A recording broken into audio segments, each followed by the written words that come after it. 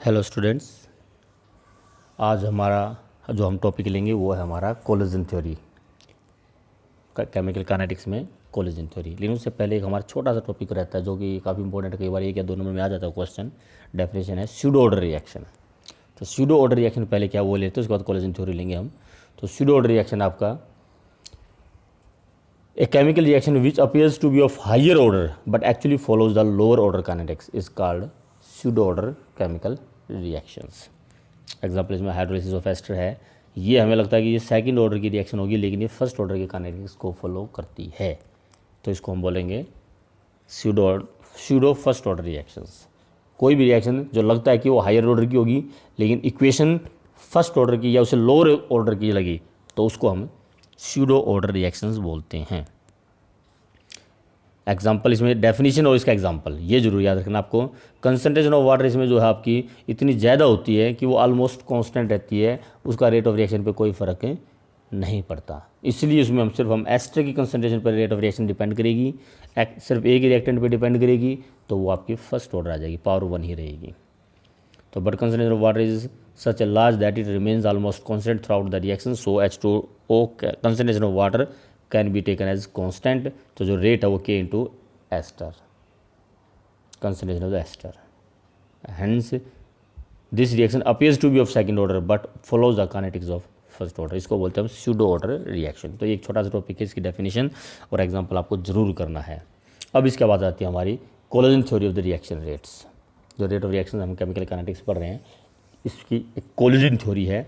वो क्या है देखिए जरा, पहले इसमें पॉइंट्स हैं कि for a reaction to occurs there must be a physical contact between the reacting species. अगर कोई रिएक्शन होती है तो उसमें जो रिएक्टिंग स्पीसीज हैं, रिएक्टेंट हैं, उनके बीच में एक कॉन्टैक्ट होना जरूरी है, फिजिकल कॉन्टैक्ट होना जरूरी है। मतलब वे आपस में टकराने जरूरी हैं, दूर दूर से उनमें रिएक्शन नहीं होगी। They must come in physical contact with each other, आए आपस में टकराएं तो रिएक्शन होगी। अगर उनमें आपस में कोलिजन नहीं होता है, no reaction will take place. There must be a collision between the reacting species. The effective collisions for effective collision the reacting species should possess sufficient energy and proper orientation.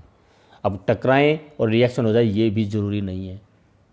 दो molecule हैं, reactant हैं, वे आपस में टकराएंगे, वो उनमें reaction हो, इसके लिए ज़रूरी है कि उनके अंदर एनर्जी सफिशिएंट हो और उनका ओरिएंटेशन भी प्रॉपर हो फॉर इफेक्टिव कोलिजन। और इफेक्टिव कोलिजन वही है कि वो टकराएं और रिएक्शन हो जाए, आपस में टकराएं और रिएक्शन ना हो, उसको इनइफेक्टिव कोलिजन बोलते हैं।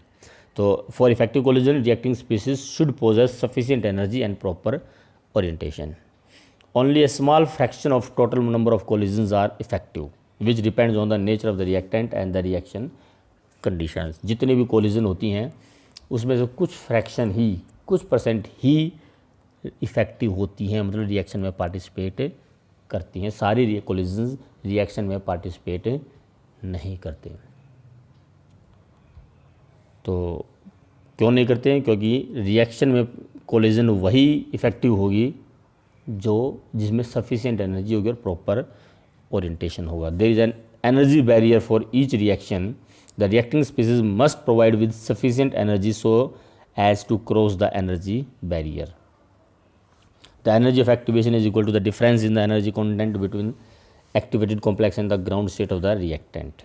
अभी एक्टिवेशन एनर्जी की डेफिनेशन आगे बताऊंगा इसमें क्या है, और एक बार जरा इनको पढ़ लेते हैं। Rate of reaction is directly proportional to the number of effective collisions. जितने इफेक्टिव कोलिजन्स होंगी, कितनी कोलिजन्स हो रही हैं और उसमें से इफेक्टिव कितनी है, प्रॉपर ओरिएंटेशन कितने का है, उन पर हमारी रेट ऑफ रिएक्शन डिपेंड करती है। Rate of reaction increase with the temperature due to the increase in number of effective collisions. तो कुल मिलाकर इस कोलिजन थ्योरी में मेन बातें क्या आती हैं कि एक तो जो हमारी रेट ऑफ रिएक्शन है वो डिपेंड करती है टेम्परेचर पे। Rate of reaction increase with increase of temperature. और वो क्यों? टेम्परेचर बढ़ाने से इफेक्टिव कोलिजन्स बढ़ती हैं। इफेक्टिव कोलिजन्स कौन सी हैं बता चुके हैं कि वो टकराएं और उनसे रिएक्शन हो जाए तो वो इफेक्टिव है। टकराएं और रिएक्शन ना हो या टकरा कर अलग हो जाएं, रिएक्शन ना हो, वो इफेक्टिव नहीं है। तो इफेक्टिव कोलिजन्स बढ़ती है हमारी टेम्परेचर बढ़ाने से, क्योंकि उनमें एनर्जी बढ़ती है। तो कुल मिलाकर जब भी रिएक्शन होगी उसके लिए ज़रूरी है कि रिएक्टेंट मॉलिक्यूल आपस में टकराएं, और उसमें रिएक्शन हो जाए। इसके लिए ज़रूरी है कि उनमें एनर्जी उनकी सफिशिएंट होनी चाहिए और उनका ओरिएंटेशन प्रॉपर होना चाहिए। दूसरी बात, जितनी भी कोलेजन होते हैं उसमें से कुछ ही इफ़ेक्टिव होती हैं, बाकियों की एनर्जी या प्रॉपर ओरिएंटेशन नहीं होता, एनर्जी कम होगी या ओरिएंटेशन प्रॉपर नहीं होता। ठीक है, तो उसके लिए अभी ये है, इसमें आपका एक एनर्जी बैरियर दे रखा है कि एक सफिशिएंट जो एनर्जी बोला कि उसमें एक सफिशिएंट एनर्जी होनी चाहिए। वो कितनी एनर्जी होनी चाहिए उसको बोलते हैं हम energy barrier, threshold energy. Reactant molecule अगर उस थ्रेशोल्ड एनर्जी को क्रॉस कर जाते हैं, मैं इसको ज़रा ग्राफ से दिखाना चाहूँगा कि सपोज कीजिए इतनी एनर्जी होनी चाहिए उन रिएक्टेंट मॉलिक्यूल में जो टकरा रहे हैं, तब जाके वो रिएक्शन में पार्टिसिपेट करेंगे। इससे कम एनर्जी है तो टकराएंगे लेकिन रिएक्शन में पार्टिसिपेट नहीं होगी। ये है रिएक्टेंट ऑफ द एनर्जी। इस एनर्जी को, रिएक्टेंट को ये एनर्जी बैरियर क्रॉस करना पड़ेगा। इतनी एनर्जी उनमें हो जाएगी तब वो टकरा कर रिएक्शन में पार्टिसिपेट करेंगे और प्रोडक्ट बनाएंगे। ये आपका प्रोडक्ट हो गया, यहाँ आपका रिएक्टेंट हो गया। तो ये जो हाईएस्ट एनर्जी लेवल है, जितनी एनर्जी उनके अंदर होनी चाहिए, this is called energy barrier, threshold energy, and this is energy of reaction. और ये जो एक्स्ट्रा एनर्जी इनको गेन करनी पड़ेगी, इतनी एनर्जी इसको एक्स्ट्रा लेनी पड़ेगी तब जाके वो रिएक्शन में पार्टिसिपेट करते हैं। इसको बोलते हैं हम एक्टिवेशन एनर्जी। तो ये आपके एक्टिवेशन एनर्जी का है, टेम्परेचर का है। इफेक्टिव कोलिजन्स जो हैं उसका है, वो डिपेंड करता है आपकी कितनी कोलिजन्स हो रही हैं, और fraction of the effective collision इस पर डिपेंड करती है आपकी रेट ऑफ रिएक्शंस। तो ये कुछ पॉइंट्स हैं कोलिजन थ्योरी के। तो इसको समझने में अब आपकी दो बातें सामने आती हैं कि कोई भी रिएक्शन इफेक्टिव जब होगी जब उसमें एनर्जी सफिशिएंट हो और प्रॉपर ओरिएंटेशन हो। तो अब वो प्रॉपर ओरिएंटेशन का मतलब क्या है वो भी देख लीजिए। प्रॉपर ओरिएंटेशन का मतलब है कि जिन एटम्स के बीच में, मॉलिक्यूल के अंदर काफ़ी सारे एटम होते हैं, डाई एटॉमिक है तो 2 एटम होंगे, ट्राई एटॉमिक है तो 3 एटम होंगे। उस मॉलिक्यूल में जिन एटम्स में बॉन्ड बनना है वो आपस में टकराने चाहिए। देखिए ज़रा एग्जाम्पल यहाँ से देखते हैं इसका। Orientation factor, reacting molecule must collide in the proper manner if the reaction is to occur easily. The proper orientation is that when atom of forming bond in the product must collide with each other. जैसे एक reaction है x2 + y2 produce 2xy, यहाँ x और y में bond बन रहा है, x और y के बीच में बॉन्ड बन रहा है, तो x और y आपस में टकराने चाहिए। अगर हम इस तरह से इनको टकराते हैं एक्स एक्स और वाई वाई, तो ये एक्स एक्स आपस में टकराएंगे, ये एक्स वाई आपस में नहीं टकरा पाएंगे। ये एक्स वाई टकराएंगे, ये एक्स वाई नहीं टकरा पाएंगे। एक ये वाला वाई और ये वाला एक्स, ये आपस में नहीं टकरा पाएंगे तो रिएक्शन नहीं हो पाएगी। एक्स एक्स इस तरह से और वाई वाई इस तरह से हो तो ये वाई तो इन एक्स से दोनों से टकराएगा, लेकिन ये वाला वाई किसी भी नहीं टकरा पाएगा, तब भी रिएक्शन नहीं होगी। अगर ये ऐसे टकराते कि ये एक्स इस वाई से टकराए, ये एक्स इस वाई से टकराए, ये है, अब आपकी इसमें एक्स वाई का बॉन्ड इसमें बन जाएगा, एक्स वाई का बॉन्ड इसमें बन जाएगा और रिएक्शन हो जाएगी।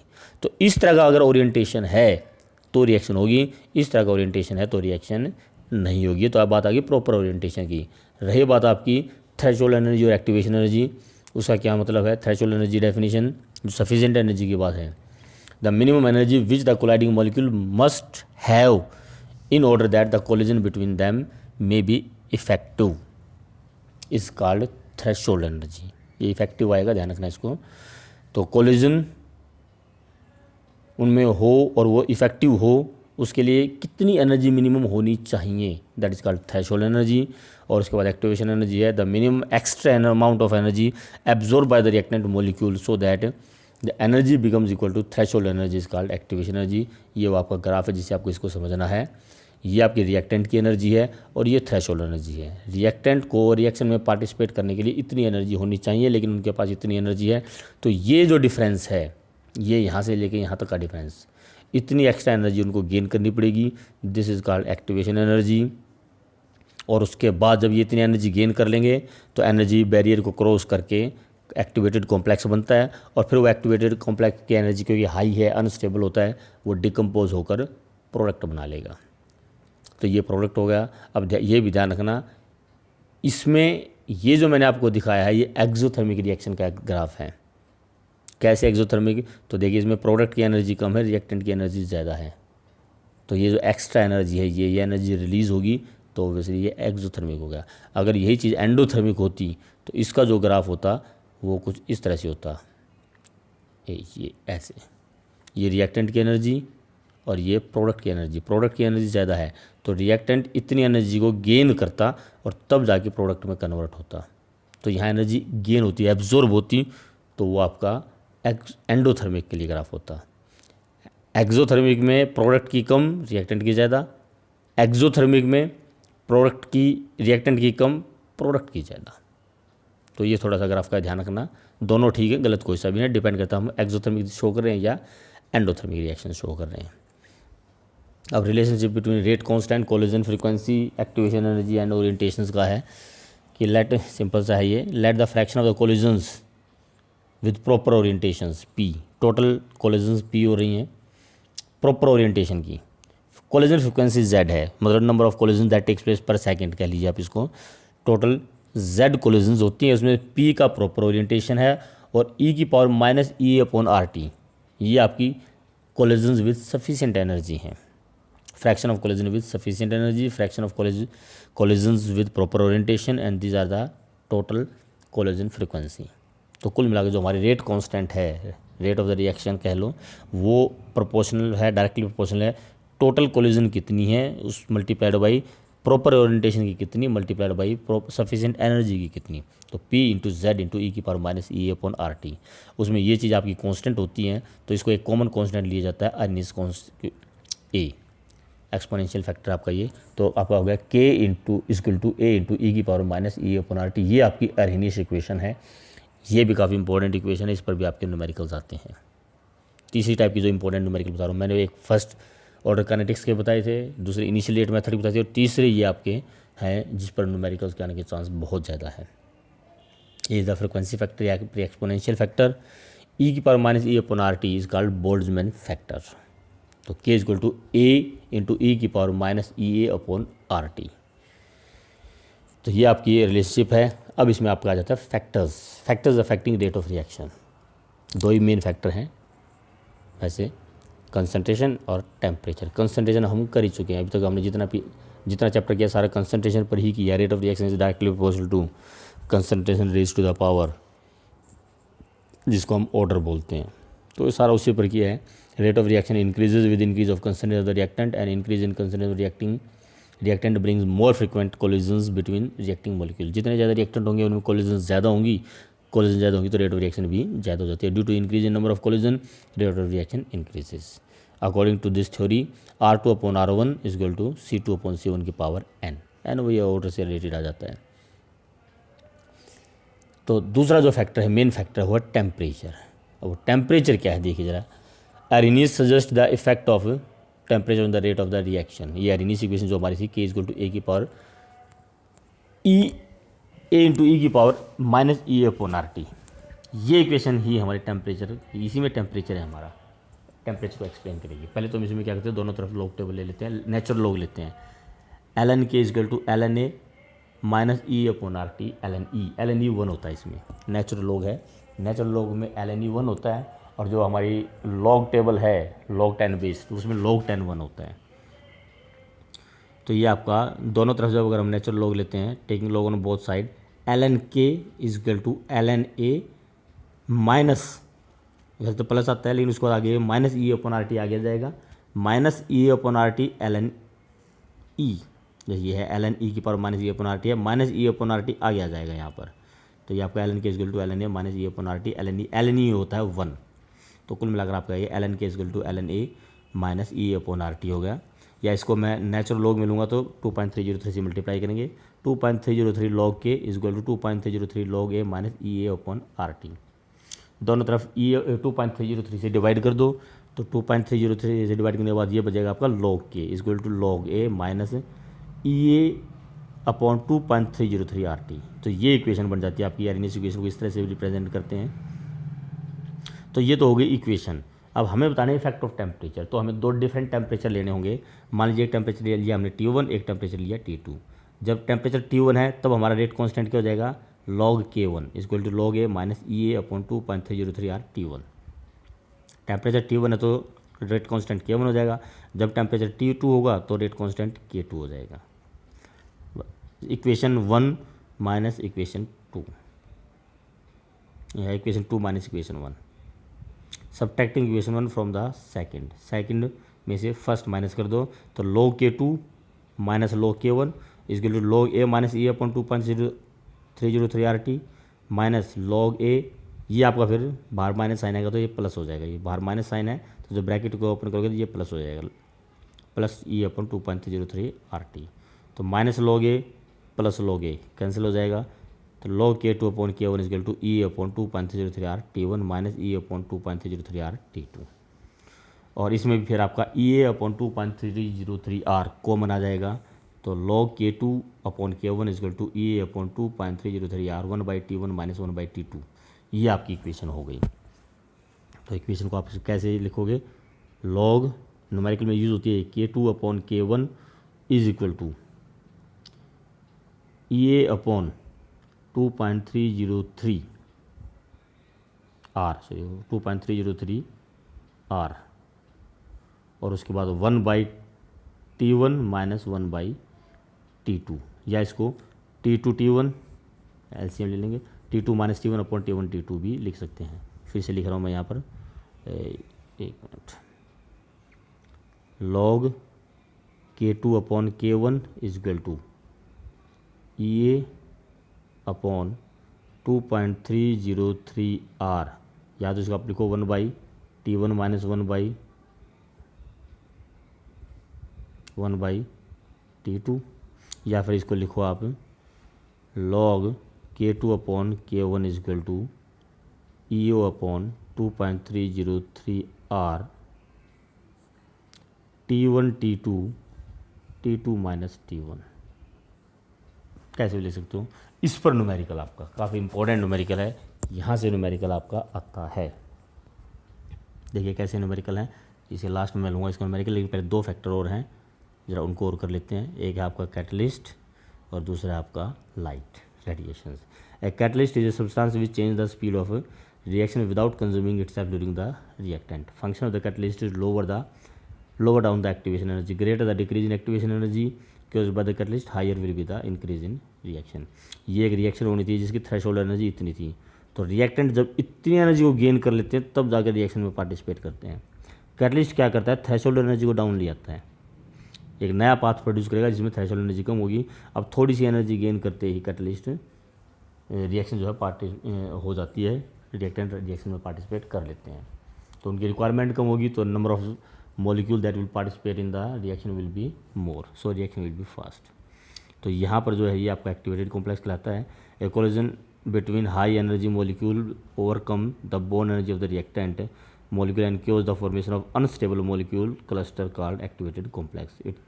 In activated complex, bond of the reactants are partially broken and bond of the products are partially broken। ये जो यहाँ जो स्टेज होती है हाई एनर्जी लेवल की, इसको बोलते हैं हम activated complex.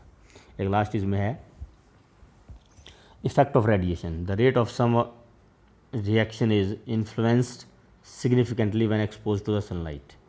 Even some reaction occurs only in the presence of sunlight. Such reactions are called photochemical reactions। इसमें सिंपल सा एग्जांपल तो आपका है फोटोसिंथेसिस है।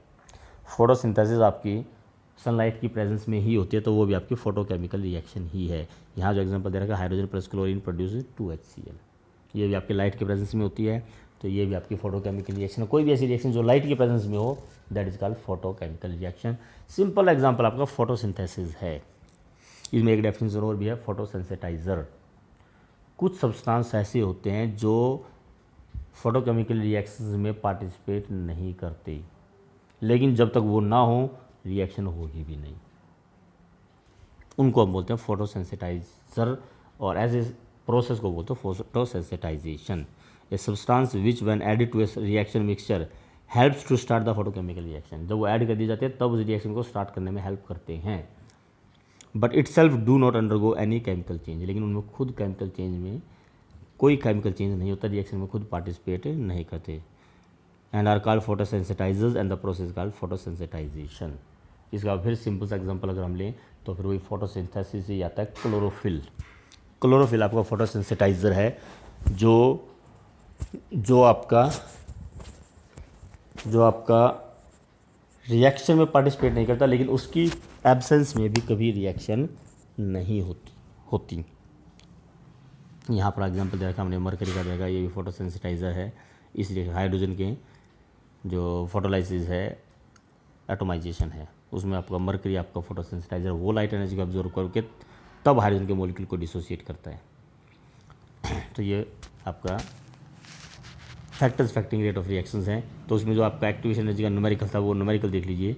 जैसे कि यहाँ पर न्यूमेरिकल आपको दे रखा है कि rate of a particular reaction doubles when temperature change from 27 degree Celsius to 37 degree Celsius. Calculate the energy of the activation of such reaction. Temperature 27 degree Celsius था, 27 से 30 डिग्री सेल्सियस कर दिया तो रेट ऑफ रिएक्शन डबल हो गई।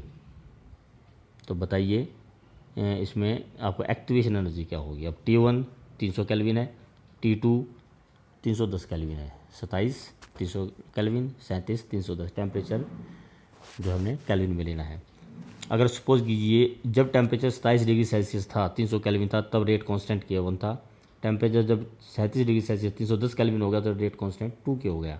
तो equation हमारी log K2 upon K1 equal to E upon 2.303 R T2 minus T1 upon T1 T2। log 2K upon K मतलब log 2 बच जाएगा 0.3010 जिसकी वैल्यू होती है। एक्टिवेशन एनर्जी हमने निकालनी है 2.303 R हमारा 8.314 होता है। हाँ जी, 310 माइनस 300 10 हो गया, डिवाइड बाई 310 गुणा 300। तो ये हो गया हमारा log 2K upon K equal to E upon 2.03 into 8.314 into 10 divide by 300 into 310। तो log 2 आ जाएगा, ये log 2 की वैल्यू आ जाएगी आपकी जो 0.303 और ये आपकी एक्टिवेशन एनर्जी आ जाएगी 0.3010। ये तो आ गया आपकी log 2 की value 0.3010 multiplied by 2.303 multiplied by 8.314 multiplied by 300 multiplied by 310 divided by 10। ये 10 नीचे आ जाएगा, ये सारी चीज़ें ऊपर चली जाएगी और आपकी एक्टिवेशन एनर्जी आ जाएगी। ये इस तरह से आपका है। log 2 तो होगा आपका 0.3010 इंटू 2.303 इस तरफ आगे ऊपर आ जाएगा, मल्टीप्लाइड बाई 8.314 आ गया, मल्टीप्लाइड बाई 300 आ गया, मल्टीप्लाइड बाई 310 आ गया, डिवाइड बाई 10 आ गया। ये जो 10 है ये नीचे आ जाएगा और ये आ जाएगा आपका एक्टिवेशन एनर्जी। तो इस तरह से न्यूमेरिकल इस पर आता है, काफ़ी आते हैं, बड़े इंपॉर्टेंट न्यूमेरिकल्स हैं, ये आपको करने हैं। तो ये आपका चैप्टर भी यहाँ पर कंप्लीट हो जाता है। इसमें एक चीज़ और देखना है, इफेक्ट ऑफ टेम्परेचर में एक चीज़ और भी आपका टेम्परेचर कोफिशिएंट। टेम्परेचर कोफिशिएंट क्या है कि रेट कांस्टेंट डबल या ट्रिपल हो जाती है अगर टेम्परेचर 10 डिग्री सेल्सियस बढ़ा दिया जाता है। सपोज अगर आपको ये बोल दिया ये एक रिएक्शन है, उसका टेम्परेचर कोफिशिएंट 2 है, इसका मतलब क्या होगा, उसका मतलब है कि rate constant at temperature T plus 10 divide by rate constant at temperature T is equal to 2। मतलब अगर 10 डिग्री सेल्सियस टेम्परेचर बढ़ा दिया जाए उसमें रेट कांस्टेंट, एक पर्टिकुलर टेम्परेचर पे जो रेट कांस्टेंट है उसके से डबल होगा। जब टेम्परेचर T था उसमें रेट कांस्टेंट और जब टेम्परेचर 10 डिग्री सेल्सियस बढ़ा दिया जाए उसमें रेट कांस्टेंट, उन दोनों की रेशियो 2 होगी। मतलब इसका सीधा सीधा मतलब ये है कि 10 डिग्री सेल्सियस टेम्परेचर बढ़ाने से rate of reaction 10 Guna double हो जाती है। अगर ये वैल्यू 3 है तो इसका मतलब होगा कि टेम्परेचर 10 डिग्री सेल्सियस बढ़ाने से रेट ऑफ रिएक्शन 3 गुना हो जाती है। ये इफेक्ट ऑफ टेम्परेचर में आती है, इसको हम बोलते हैं टेम्परेचर कोफिशिएंट। क्या बोलते हैं, टेम्परेचर कोफिशिएंट, टेम्परेचर कोफिशिएंट। तो ये आपका चैप्टर कंप्लीट है, केमिकल काइनेटिक्स। Thank you.